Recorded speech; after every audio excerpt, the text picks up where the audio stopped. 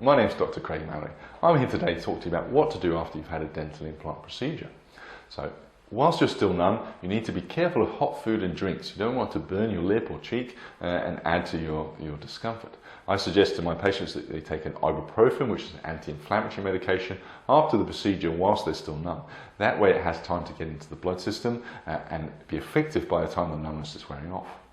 We then usually give our patients a paracetamol-based painkiller, usually with an addition of codeine such as cocodamol, and advise patients to take it about 2 hours after taking the ibuprofen, and alternate for the first couple of days between ibuprofen and cocodamol or plain paracetamol every 2 to 3 hours, with a maximum of 4 doses of each per day, and that's providing you're not allergic or you're able to take ibuprofen.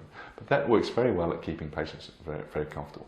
With regards to swelling, your body is going to react to the surgery and there's a chance that things may swell. Things to help with the swelling are regular icing for the first 24 hours, so off and on, 10 minutes on, 10 minutes off. Careful not to over chill the skin, but just to keep the area nice and cold. For the first 24 hours will really help, and the regular ibuprofen, which is anti-inflammatory, for the first 3 days will really help keep that swelling down.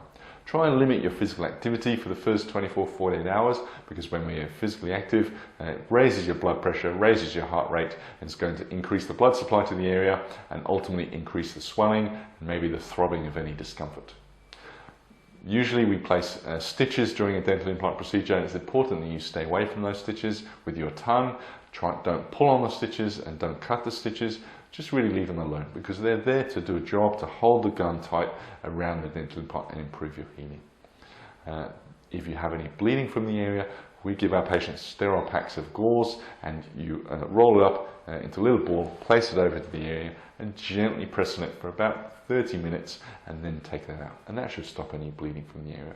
If you're having profuse bleeding or you're concerned, then contact your dental surgeon and he will reassure you, I'm sure.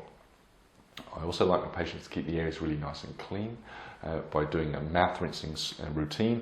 For the first 24 hours, I like them to rinse with a warm salt water. So that's a mug of warm water, a teaspoon of salt, and rinse it around the area after meals and then spit it out. Do that after every time you eat for the first 24 hours. After 24 hours, I give my patients a chlorhexidine-based mouthwash, which again you use after meals. This prohibits plaque formation and keeps everything really nice and clean. And I like to use that for 2 weeks after surgery.